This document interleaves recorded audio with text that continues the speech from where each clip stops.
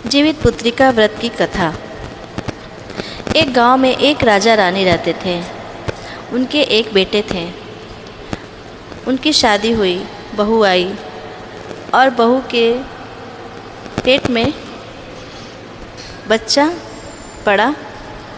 और क्या हुआ कि उसी दौरान जो राजा के बेटे थे जिसकी शादी हुई थी वो नहीं रहे।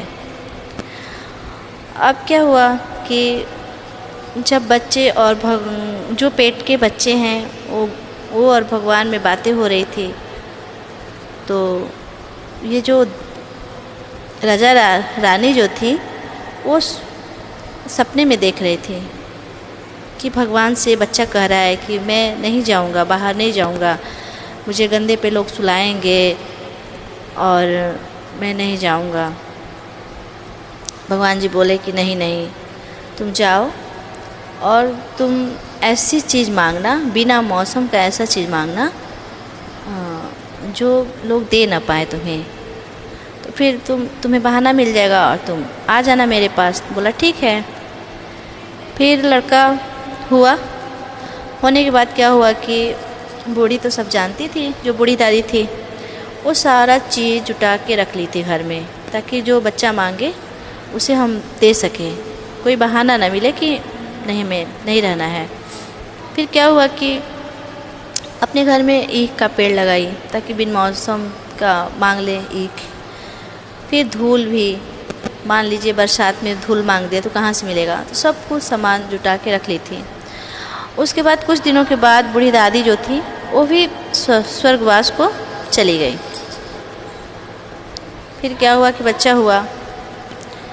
फिर जो मांगता गया बच्चा वो उसकी माँ देती गई, जो भी मांगा वो सब कुछ पूरा की। उसके बाद सोचा कि अब क्या करें हम। तो क्या किया कि अचानक से भागने लगा लड़का। फिर उसके पीछे पीछे माँ उसकी भागने लगी। कांटा जो भी मतलब रास्ते में जो भी पड़ा उसके पीछे पीछे वो भागने लगी। और जो लड़का है भगवान जी के पास पहुंच गया। उसकी माँ भी पीछे पीछे गई और लड़का बोला कि हमको नहीं रहना है, हमें आना है आपके पास। भगवान जी बोले कि ऐसा नहीं हो सकता, जो तुम मांगे वो सब कुछ तुम्हारी माँ ने दी, अब कोई बहाना नहीं है। अब जाओ अपने माँ बाप का अपनी माँ का देख रेख करो और अच्छे से जियो। मेरी कथा बस यहीं तक थी। आप लोग को अच्छा लगेगा तो ज़रूर कमेंट में बताइएगा। ये दूसरी कहानी है। एक गांव में राजा रहते थे। वो यज्ञ करना चाहते थे। यज्ञ की सारी तैयारी हो गई थी, सिर्फ 4 दिन रह गया था बाकी। वो अपने घर में एक नौकरानी भी थी, तो वो चिंता बहुत कर रही थी कि कैसे पूरा होगा, क्या होगा। और बारिश रुकी नहीं रही थी, कैसे आटा करवाएंगे, क्या करवाएंगे, कुछ समझ में नहीं आ रहा था। बहुत ही चिंतित थी।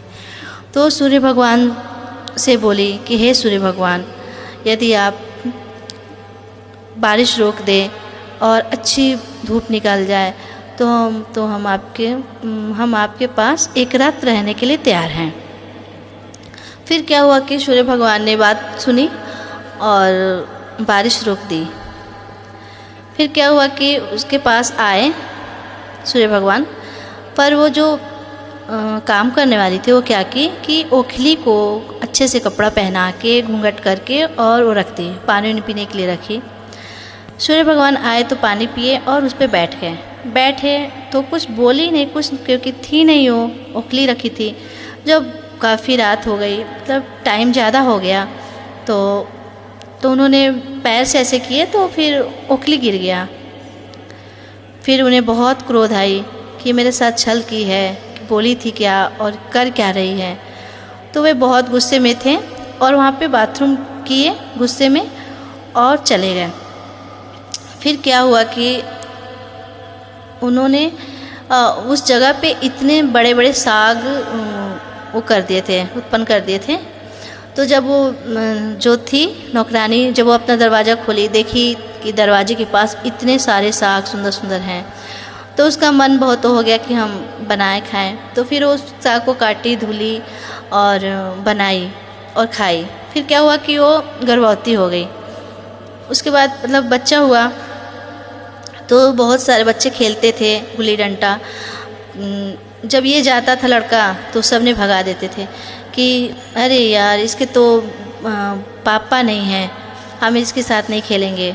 तो बहुत उदास हो जाता था, अपनी माँ से पूछता था कि माँ ऐसा क्यों होता है, जब भी मैं जाता हूँ खेलने के लिए तो मुझे सब भगा देते हैं, आखिर मेरे पापा कौन हैं, आज बताना पड़ेगा आपको।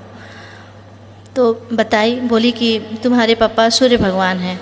तो बोली कि वो कैसे, कहाँ मिलेंगे।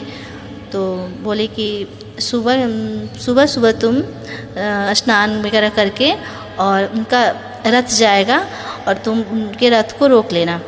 बोला ठीक है। वो लड़का सुबह सुबह स्नान करके रथ जा रहा था तो रोक लिया। सूर्य भगवान बोले कि कौन है जो मेरा रथ रुकने की कोशिश की है।